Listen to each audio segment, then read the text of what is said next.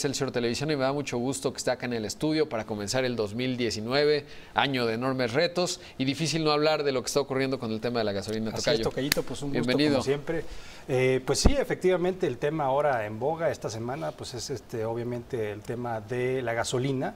Lo estamos viviendo ahora aquí en la Ciudad de México y pues hay varias regiones de nuestro país que están viviendo este tema justamente, si no es el desabasto, porque tal vez la palabra técnica no es esa, sí, sino más bien falta de distribución adecuada, por así decirlo, ¿no? El punto es que las personas van a la estación de gasolina y no hay tal. Así es. O está racionada o hay una fila de muchas horas. Así es. Y mira, para darte un dato, se consume o se transporta alrededor de 800,000 barriles de petróleo y de gasolina al día a toda la red de distribución, a la red de gasolineras en el país.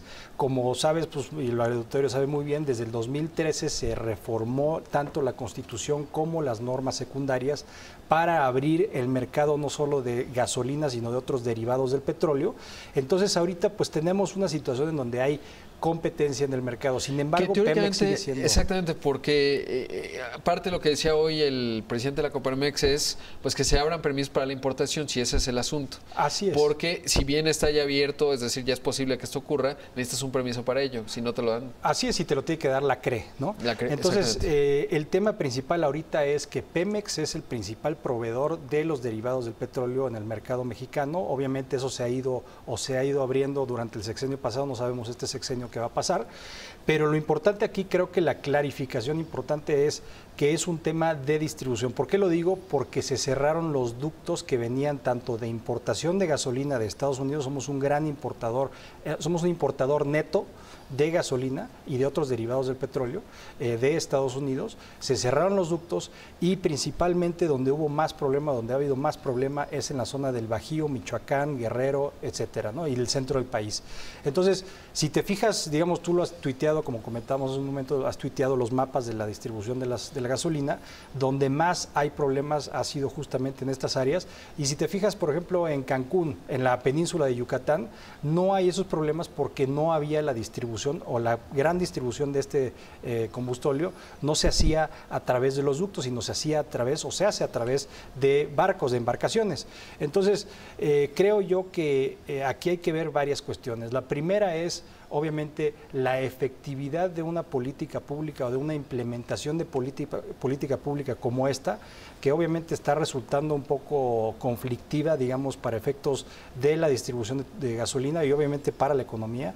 Y eso me da pie al segundo punto, el tema de el impacto económico que va a tener estas medidas, obviamente en el corto y mediano plazo. Yo te diría que pues gran parte de la logística, del transporte, de muchas actividades económicas primarias y secundarias dependen obviamente de la gasolina, del diésel y de otros derivados, ¿no? Exactamente, que por cierto hoy platicábamos con el director de Canacar y nos decía, el presidente más bien de la Cámara Nacional del Autotransporte de Carga, nos decía que hasta ahora en el diésel no han tenido ningún impacto, pero claro, estaban muy atentos porque si eso ocurre, entonces estamos hablando de un problema más significativo todavía, sobre todo porque si bien hay plantas productivas que digamos sus empleados no pueden llegar porque no hay gasolina y no están en el centro de la ciudad, es decir, no llegas caminando ni en bicicleta, claro.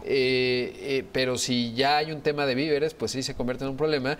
Y otras compañías pues, de productos perecederos que distribuyen pues en vehículos, ¿no? La típica tiendita, sí es cierto, llega el camión grande de Coca-Cola o de Bimbo, etcétera, pero muchas otras compañías pues distribuyen con coches que utilizan gasolina. Así es, y también interesante es que son en total 6 refinerías a lo largo y ancho del país, en distintos puntos, Pajaritos y una serie de refinerías, y de acuerdo con información pública, esto es información obviamente que está circulando, 3 refinerías funcionan a capacidad, las otras las están vigilando, entonces tenemos una disminución de capacidad importante.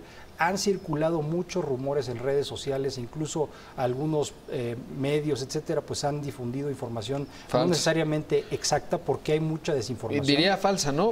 Pero también es cierto que los silencios en un entorno como el que vivimos, pues se llenan rápidamente. Exactamente.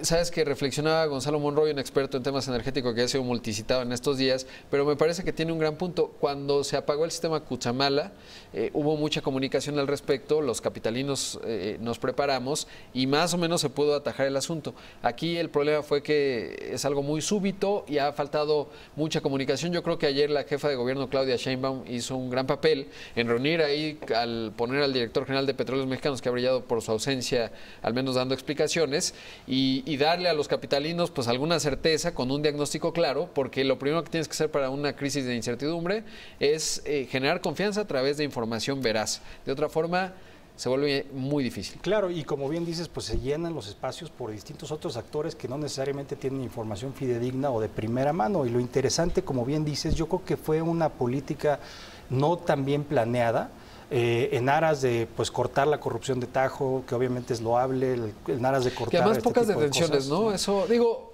se puede entender, digamos, yo creo que el objetivo es muy positivo, qué bueno que se haga una cruzada así, lo ha dicho pues todos los actores, Gustavo de Hoyos, el Consejo Coordinador Empresarial, en fin, cualquier persona con sentido común pues dice qué bueno que se haga, pero claramente sí se requiere pues una mayor estrategia, ¿no? Así es, entonces el tema principal yo creo son varias lecciones. La primera es un tema de comunicación política. Creo que no lo planearon, hay mucha improvisación, tal vez porque es un equipo nuevo, porque no tiene experiencia en estas áreas. Yo digo, se dice fácil, pero estando ahí sentado, pues es obviamente difícil, claro, ¿no? Sí, sí. La segunda es los efectos económicos, digamos, ex post de todo este tipo de situaciones que están sucediendo. Y obviamente, pues lo que dices, lo importante aquí es informar al público, a los inversionistas, a los empresarios, a todos aquellos que dependen de este insumo esencial, porque al final es eso, es un insumo esencial para la economía. Informarles muy abiertamente de lo que está pasando. Claro. Sí, decía, por ejemplo, Juan Pablo Castañón, hoy lo entrevistábamos en la primera emisión de Imagen, y nos decía, si nos dicen que son 5 días, pues nos planeamos, es decir, el sector productivo, y nos organizamos, ¿no? Y recurro nuevamente al tema del sistema Cutzamala, pues te organizabas, ponías cubetas, veías como decías, no te bañabas quizás, pero lo resolvías, ¿no? Pero en este caso, pues no sabes, o sea, es decir, hoy por hoy en la Ciudad de México sí hay un efecto, estoy seguro de ello, de pánico, es decir, esto es como los bancos y todo el mundo corre a retirar su dinero del banco, pues quiebra. Claro. Y se vuelve una profecía autocumplida, pero pues se tiene que tener información para saber cuándo vamos a tener ya regularizado el suministro de gasolina o no, o qué va a pasar, y además eso ayuda. Vamos a ver los efectos en el precio de la propia gasolina, porque no sabemos cuáles van a ser los efectos. Que hasta eso hay que decir que se han comportado bien, digamos, los grupos gasolineros. Se han mantenido. Se ha mantenido contenida, claro, también pasa por la CRE y sería prácticamente linchado mediáticamente y desde los permisos. Entonces, claramente. Pues obviamente vamos a ver cómo son los efectos, porque todo esto le está costando obviamente a los grupos gasolineros y obviamente ante un mercado liberalizado desde el 2017 que fue muy criticado, MID, etcétera, que liberalizó o abrió mucho los precios, el llamado gasolinazo que le decían, pues obviamente ahorita pues tenemos que ver cuáles van a ser los efectos de la gasolina, del precio de la gasolina y de otros derivados en el corto y mediano plazo. Entonces, yo creo que sin duda, como bien te decía, pues es muy fácil criticar y decir y no sé cuánto, y estar sentado, pues obviamente ya es diferente.